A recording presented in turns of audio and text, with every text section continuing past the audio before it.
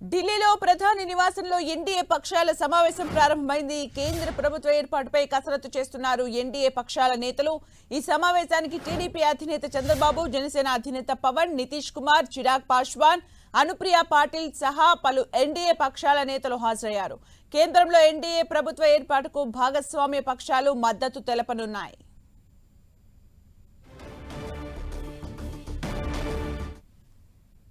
ఇక మరిన్ని అప్డేట్స్ మా ఢిల్లీ కరెస్పాండెంట్ గోపి అందిస్తారు. గోపి,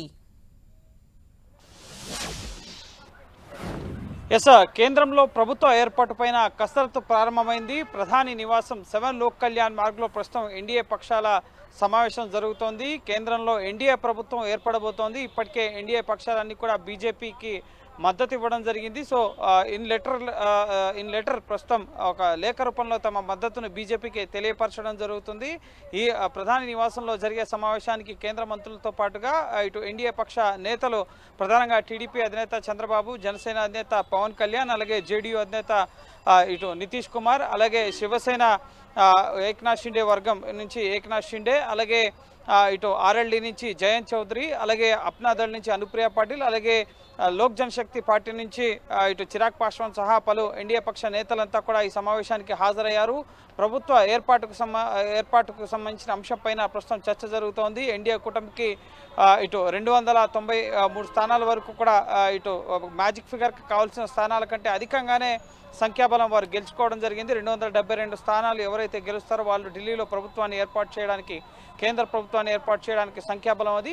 సో ఎన్డీఏ కూటమికి ఆ సంఖ్యాబలం ఉంది కాబట్టి సో ఎన్డీఏ మిత్రపక్షాలతో కలిపి బీజేపీ ఢిల్లీలో ప్రభుత్వాన్ని ఏర్పాటు చేయబోతోంది. ఇప్పటికే 17వ లోక్సభను రద్దు చేయడం జరిగింది. ఇటు ప్రధానమంత్రి తన పదవికి రాజీనామా చేశారు, అలాగే మంత్రిమండలి కూడా రాజీనామాలు చేయడం జరిగింది. రాజీనామాల్ని రాష్ట్రపతి ఆమోదించారు కూడా.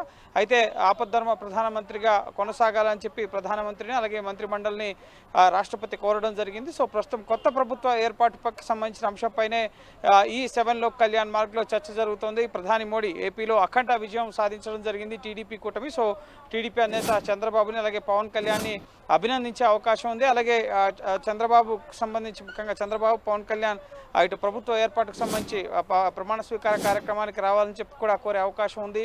అయితే నెక్స్ట్ కేబినెట్ కూర్పు ఏ విధంగా ఉంటుంది, ఎన్డీఏలో భాగస్వామ్య పక్షాలకి ఎటువంటి ప్రాధాన్యత బీజేపీ ఇవ్వబోతుందనేదే ఇప్పుడు ఉత్కంఠగా మారింది. సో ఆ అంశాలపైన కూడా ఇప్పుడు జరుగుతున్న ఎన్డీఏ పక్షాల సమావేశంలో చర్చ జరిగే అవకాశం ఉంది.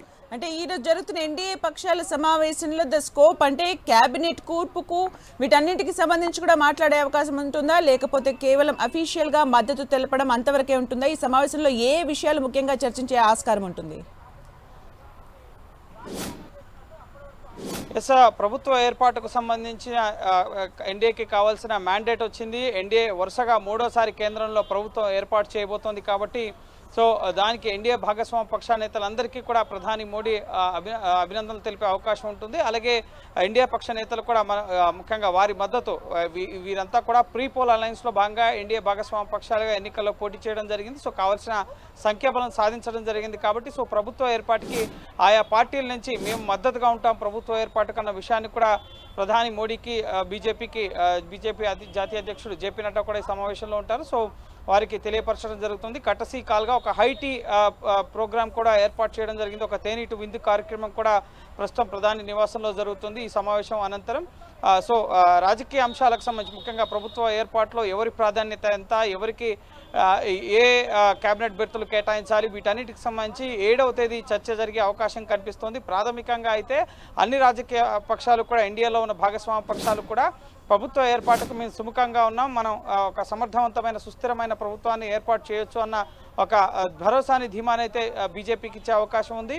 అండ్ నెక్స్ట్ ముఖ్యంగా కేబినెట్ కూర్పుకు సంబంధించి ఎవరెవరికి ఏ పోర్ట్ఫోలియోలు ఇవ్వాలి, ఏ భాగస్వామ్య పక్షానికి ఎంత ప్రయారిటీ ఇవ్వాలి, అలాగే రాష్ట్ర ప్రయోజనాలకు సంబంధించిన అంశాలను కూడా ఇటు చంద్రబాబు అలాగే జనసేన అధినేత పవన్ కళ్యాణ్ ప్రధాని వద్ద ప్రస్తావించే అవకాశం ఉంది. సో రాష్ట్రానికి ప్రస్తుతం కేంద్రం నుంచి కావాల్సింది సహకారం. సో ఇటు రాష్ట్ర పార్టీల నుంచి కేంద్రానికి కావాల్సింది కీలక బిల్లుల ఆమోదానికి మద్దతు, ప్రభుత్వాన్ని నిలబెట్టుకోవడానికి కావాల్సిన మెజార్టీ సహకారం వీళ్ళ నుంచి కావాలి కాబట్టి సో ఖచ్చితంగా పరస్పర సహకారం ఇక్కడ చాలా ముఖ్యం. సో వాటన్నిటికి సంబంధించిన అంశాలపైన కూడా చర్చ జరిగే అవకాశం ఉంది. ప్రాథమికంగా అయితే ఇది ఒక కట్టసి మీట్. ఎన్నికల ఫలితాలు వచ్చిన తర్వాత ముఖ్యంగా ఇటు ఎన్డీఏ పక్షాలని అభినందిస్తూ ప్రధాని మోడీ ఈ సమావేశాన్ని ఏర్పాటు చేయడం జరిగింది. సో నెక్స్ట్ ప్రభుత్వ ఏర్పాటుకి సంబంధించి వారి మద్దతును వాళ్ళు ఈ సమావేశంలో తెలియపరచడం జరుగుతుంది. ఎందుకంటే ఇండియా కూటమి కూడా సాయంత్రం 6 గంటలకి ఖర్గే నివాసంలో సమావేశం జరుగుతుంది. సో ప్రభుత్వ ఏర్పాటుకి వాళ్ళకున్న అవకాశాలను కూడా వాళ్ళు పరిశీలిస్తున్నారు కాబట్టి సో ఆ లోపే ఎన్డీఏ పక్షాలన్నీ కూడా తాము ప్రభుత్వాన్ని ఏర్పాటు చేయబోతున్నామన్న ఒక ప్రకటనని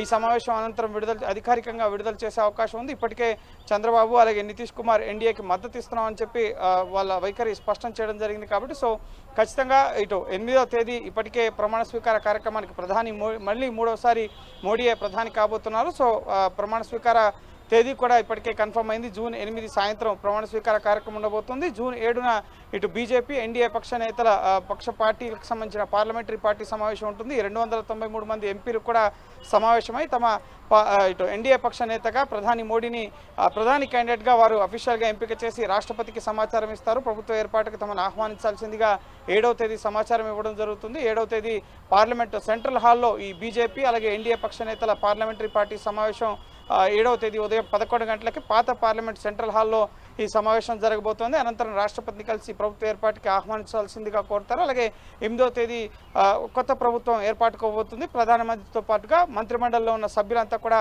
రాష్ట్రపతి చేతుల మీదుగా ప్రమాణ స్వీకారం చేస్తారు.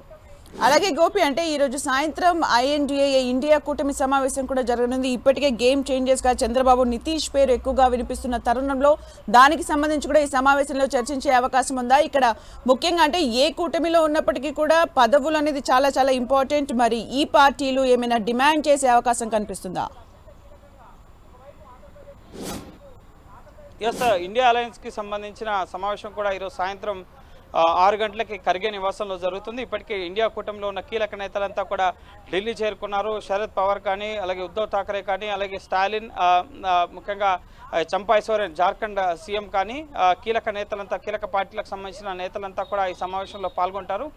ఇటు ఇండియా అలయన్స్ అనూహ్యంగా ముఖ్యంగా వాళ్ళ ఎగ్జిట్ పోల్ అంచనాలకు మించి 233 స్థానాల్లో వాళ్ళు గెలుపొందడం జరిగింది. సో గట్టి పోటీ ఎన్డీఏ కూటమికి ఇవ్వడం జరిగింది. సో ప్రభుత్వ ఏర్పాటుకి వారికి కూడా అవకాశాలు ఉన్నాయి. కానీ ప్రభుత్వ ఏర్పాటుకి మరో సుమారు 40 స్థానాల వరకు కూడా ఇండియా అలయన్స్కి కావాల్సిన పరిస్థితి ఉంది. అలాగే చంద్రబాబు జేడీయూ ఇతర పక్షాలని తమ వైపుకు తిప్పుకున్నా కూడా ముఖ్యంగా ప్రభుత్వ ఏర్పాటు సాధ్యమయ్యే అవకాశం ఉంది. కానీ ఇప్పటికే చంద్రబాబు అలాగే నితీష్ కుమార్ మేము ఎన్డీఏ వెంటనే ఉంటామని చెప్పి స్పష్టం చేశారు. ఎందుకంటే ఇండియాలోకి వెళ్ళడానికి చంద్రబాబు నితీష్ కన్నా ఎక్కువ సంఖ్యాబలం అక్కడ సమాజ్వాదీ పార్టీకి ఉంది, అలాగే టీఎంసీకి ఉంది, ఇటు డిఎంకేకి ఉంది. సో వీళ్ళకన్నా ముందు వరుసలో వాళ్ళు ఉంటారు కాబట్టి వీళ్ళ ప్రయారిటీ ఇండియా అలయన్స్ పార్టీలో కొంత తగ్గే అవకాశం ఉంది. కాబట్టి అలాగే వీళ్ళు ప్రీపోల్ అలయన్స్లో భాగంగా ఎన్డీఏలో కొనసాగుతున్నారు.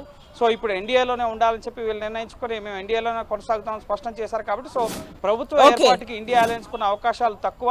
అలాగే ముఖ్యంగా వారికి ఉన్న అవకాశాలు ఏంటనేది పరిశీలించేందుకు వీళ్ళంతా ఒకసారి భేటీ అవుతున్నారు. సో ఒకరినొకరు అభినందించుకోవడం, గట్టి పోటీ ఇచ్చాం, బీజేపీ సొంతగా ప్రభుత్వాన్ని ఏర్పాటు చేయలేకపోయింది. సో ఖచ్చితంగా ఇండియా అలయన్స్ మంచి ఫలితాలను భవిష్యత్తులో సాధించబోతోంది. సో ఒక మంచి ప్రతిపక్ష పాత్ర పార్లమెంట్లో పోషించే అవకాశం ఇండియా అలయన్స్కి వచ్చింది. కాబట్టి సో ప్రభుత్వ ఏర్పాటుకున్న అవకాశాలను వారు పరిశీలించే అవకాశం ఉంటుంది. అలాగే నెక్స్ట్ కోర్స్ ఆఫ్ యాక్షన్ వాళ్ళు కూడా ప్రకటించే అవకాశం ఉంది. కానీ ఇప్పటి వరకు అయితే చంద్రబాబుతో కానీ నితీష్తో కానీ ఎన్డీఏలో ఉన్న ఇతర భాగస్వామ్య పక్షాలతో ఎవరితో కూడా ఇండియా అలయన్స్ సంప్రదింపులు జరపలేదు. సో ఇప్పుడు ఎన్డీఏ మీటింగ్ అయిపోయిన తర్వాత నెక్స్ట్ ఎన్డీఏ ప్రభుత్వ ఏర్పాటుకు సంబంధించిన ప్రకటన వస్తుంది. సో నెక్స్ట్ ఇండియా అలయన్స్ కార్యాచరణ ఏ విధంగా ఉంటుందనేది ఈరోజు సాయంత్రం జరిగే సమావేశంలో తేలబోతుంది. Thank you Gopi for the updates.